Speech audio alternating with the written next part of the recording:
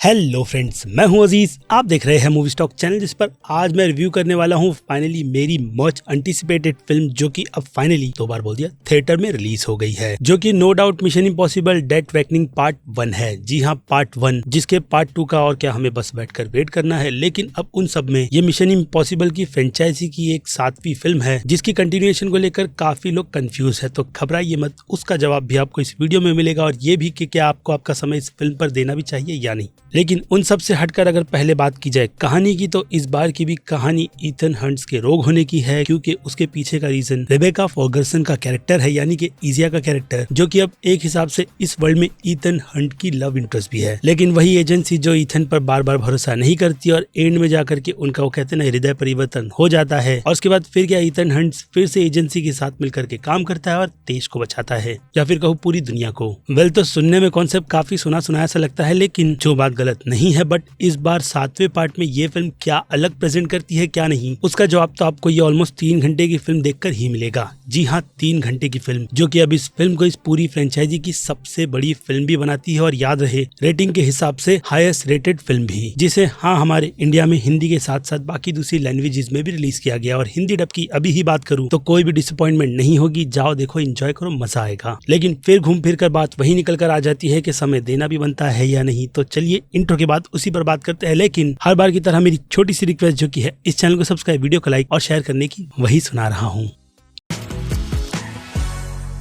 So friends, तो सीधी बात no बकवास में अगर इस फिल्म को लेकर के मैं आपको कंपैरिजन बताऊं, तो इंडियाना जोन्स जो कि अभी आई है, तो उस फिल्म ने सिर्फ और सिर्फ नॉस्टैल्जिया के ही चलते एक अच्छे खासे लेजेंड कैरेक्टर की बैंड तो बजाई ही, और साथ ही साथ इंडियाना जोन्स की फ्रेंचाइजी की भी। इसलिए 2 पार्ट को छोड़ करके 3 पार्ट मेरे इतने ज्यादा दिल के करीब है, जिस पर मैंने पूरी की पूरी डेडिकेटेड वीडियो बनाई है, यानी कि रिव्यू किया है, जिसका लिंक आपको ऊपर दिए गए यहीं कहीं आई बटन पर दिख रहा होगा। लेकिन उस फिल्म की बात मैं इसलिए कर रहा हूँ क्योंकि इस फिल्म की भी कंटिन्यूएशन कुछ उसी तरीके की है, जो कि हमें ईथन के कैरेक्टर की लेगेसी को बताते कंटिन्यू की जाती है। लेकिन अब उन सब में जो ईथन हंट के पास को एक्सप्लोर किया जाता है, वो इतना ज्यादा इंटरेस्टिंग है, वो भी कैरेक्टर को दिखा करके, जो कि गैब्रियल का है। और ग्रेस के आने से तो हमें इस यूनिवर्स के बारे में बहुत कुछ पता चलता है कि असल मायने में ये एजेंट्स काम करते तो करते कैसे है, यानी कि एजेंट्स कैसे चुनते हैं। और ग्रेस का कैरेक्टर जो एक हिसाब से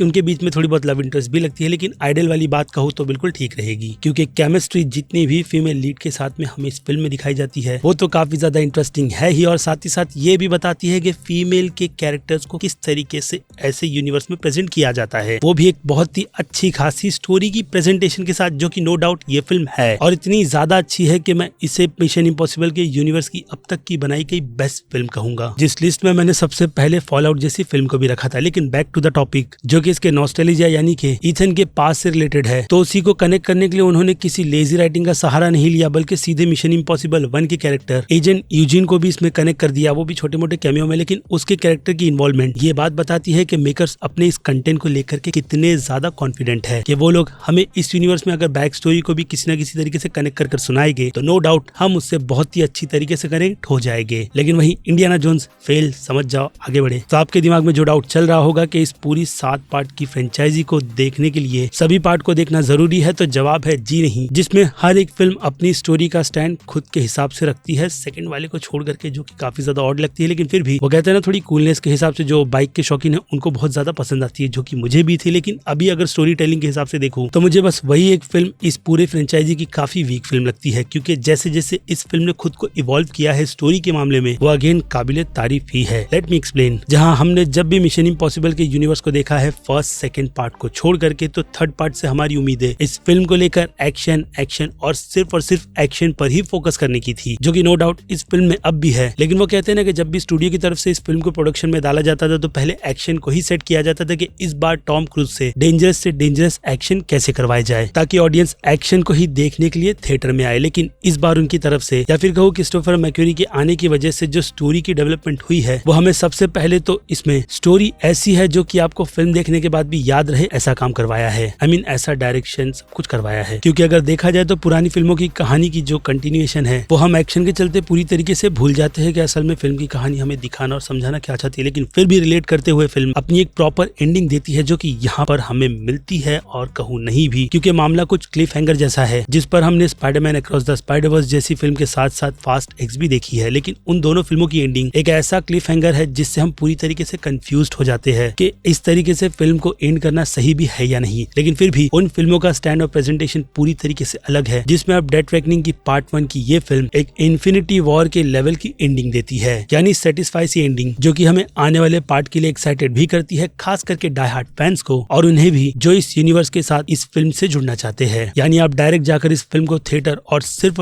थिएटर में ही देखो, क्योंकि इस फिल्म को उसी के हिसाब से बनाया गया है, जिसे देखने के बाद आपको पता चल जाएगा कि मिशन इम्पॉसिबल के यूनिवर्स की वैल्यू है क्या। और अगर आपने इस पूरी फ्रेंचाइजी की फिल्में नहीं देखी और अगर आप हॉलीवुड की फिल्में देखते हो तो भाई साहब कर क्या रहे हो। एक अच्छी पूरी फ्रेंचाइजी मिस हो रही है पार्ट 2 को छोड़ करके, जो कि आपको डेफिनेटली देखना चाहिए, क्योंकि यहाँ पर कहानी के बार को बढ़ाते हुए पूरे के पूरे यूनिवर्स में उन लोगों ने मेरे हिसाब से आंधी लाई है। और बात रही टॉम क्रूज की, तो सभी का कहना यह भी होता है कि उनका कंट्रोल इस पूरी फ्रेंचाइजी पर ज्यादा होता है। तो यहाँ पर आपको फिल्म के डायरेक्टर का कमाल भी देखने के लिए मिलता है, जिन्होंने टॉम क्रूज के साथ साथ इस पूरी फिल्म को अपने अंडर रखा है, ताकि ये पूरी फिल्म हमें टॉम क्रूज की कम और क्रिस्टोफर की ज्यादा लगे, जो कि अब इस फिल्म को देखकर हमें लगता है। और ये भी कि उनसे बेटर इस पूरी फ्रेंचाइजी को कोई समझ और बना ही नहीं सकता यार। बाकी आई होप कि मैं गलत हूँ, लेकिन खैर इस तरीके की प्रेजेंटेशन के हिसाब से पार्ट 2 के लिए मैं बहुत ज्यादा एक्साइटेड हूँ। और फिर इससे हटकर बात करें कैरेक्टर्स की, तो इस फिल्म में हाँ पुराने कलाकारों को फिर से बुला करके, जैसे कि जो टेक गाय है लूथर और बेंजी का, तो दोनों का काम एक ही है, लेकिन फिर भी उन दोनों कैरेक्टर के कॉमेडिक रिलीफ के साथ साथ एक ही काम के पैशन को कैसे एक्सप्लोर किया जाता है ये फिल्म उसे भी बताती है। यानी यहाँ पर बजट की बिल्कुल भी ना परवाह करते हुए कैरेक्टर्स को फुल रिस्पेक्ट के साथ एक ही काम के लिए बुला लिया गया, जिनमें अगेन उन दोनों का तालमेल और बैलेंस अच्छा ही लगता है। और हाँ, अगर कॉमेडी की बात हो ही रही है तो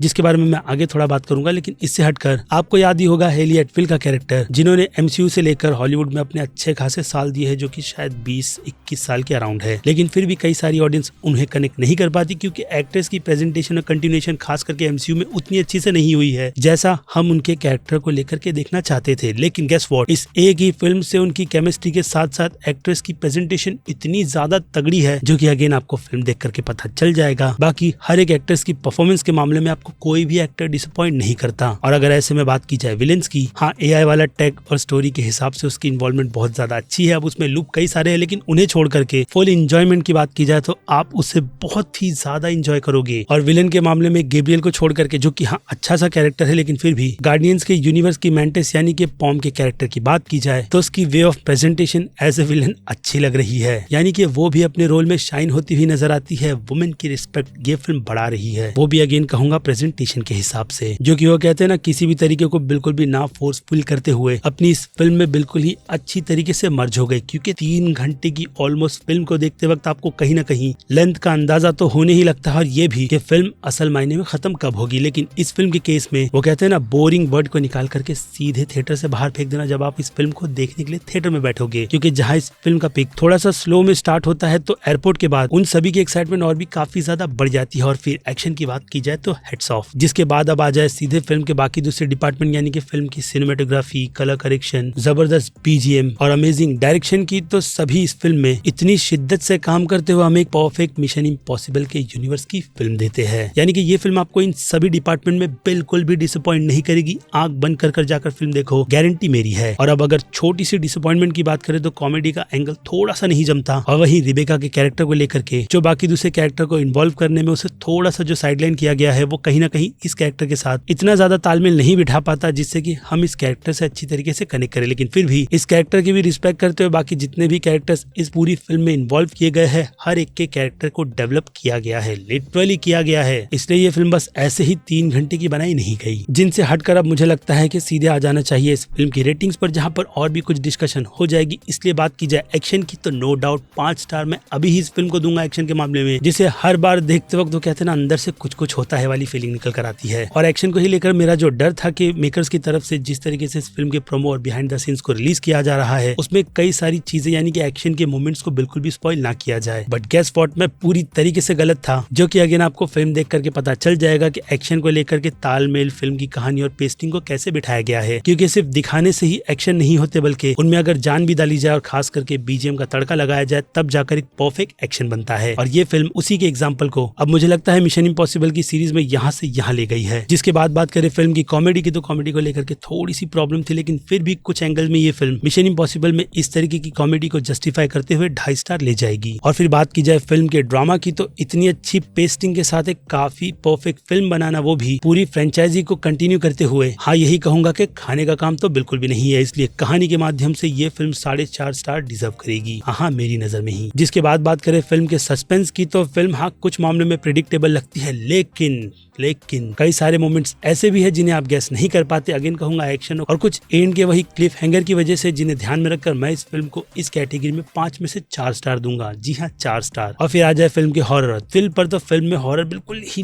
एकदम है ही नहीं, मतलब लेकिन थ्रिल के एलिमेंट को एक्सप्लोर करते हुए ये फिल्म हमारी तो फाड़ती ही है, साथ ही साथ ये भी बताती है कि टॉम क्रूज कितने ज्यादा अपने एक्शंस को लेकर के पैशन है, या फिर कहूँ उनके पूरे प्रोजेक्ट्स को लेकर के, जिन्हें ध्यान में रखकर ये कैटेगरी भी सस्पेंस की तरह 5 में से 4 स्टार मेरी नजर में डिजर्व करती है। और अब सीधे आ जाए मास ऑडियंस पर, तो मास ऑडियंस नो डाउट इस फिल्म को काफी ज्यादा पसंद करते हुए स्टार्ट के छोटे से पार्ट्स को छोड़ करके थिएटर से इतनी ज्यादा खुश होकर के निकलेगी कि वो लोग इस फिल्म को सीधे A+ की कैटेगरी में रखेंगे। जिनसे अगर क्रिटिक्स की राय को मैच किया जाए तो हाँ उतनी नहीं है, लेकिन फिर भी एक ही कैटेगरी उनकी नजर में इसे एक बेहतरीन स्पाई यूनिवर्स की मिशन इम्पॉसिबल की फिल्म बनाती है। और फिर बात की जाए मेरी, तो मैं गारंटी और डाई हार्ड फैंस के हिसाब से पहले A+ देने वाला था, लेकिन फिर वो ऑनेस्टी की राह पर चलते हुए मैं इस फिल्म को क्रिटिक्स की ही तरह एक ही कैटेगरी में रखूंगा। जिस रेटिंग को देने से थोड़ा सा बुरा लग रहा है, लेकिन जैसे कि मैंने कहा ऑनेस्टी नाम की जो चीज है, तो उस पर आगे ही बढ़ते हुए सीधे अब रिव्यू को भी आगे बढ़ाते हैं, यानी कि इसे एंड करते हैं, जिस बारे में अब फिर क्या बनती है आपकी भी राय, जो आप मुझे कमेंट में लिख करके बता सकते हैं। बाकी फिल्म का अगर और डिस्कशन करना है तो स्कूप कास्ट से लेकर के मूवी स्टॉक एक्स्ट्रा पर इसकी डिस्कशन होती है, जहां मैं आपसे बैठ करके लाइव इंटरेक्ट करता हूं और बातें करता हूं। जी हां, आप भी डिस्कॉर्ड के सर्वर को ज्वाइन करके वहां पर मुझसे डायरेक्टली ही बातचीत कर सकते हैं और अपना ओपिनियन भी शेयर कर सकते हैं, क्योंकि आफ्टर ऑल हम सभी मूवी लवर्स हैं। इसलिए उन चैनल्स को भी सब्सक्राइब करना बिल्कुल भी मत भूलिएगा। बाकी मिलते हैं फ्राइडे को सीधे स्कूप कास्ट पर इस फिल्म की डिस्कशन के साथ। और इसके अलावा मैं हूं Aziz, movie stock channel like share और सब्सक्राइब भूलना मत। मिलूंगा जल्द ही दूसरी किसी वीडियो में। Till then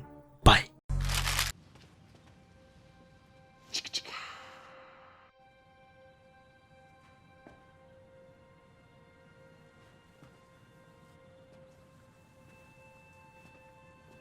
You're still here. It's over. Go home.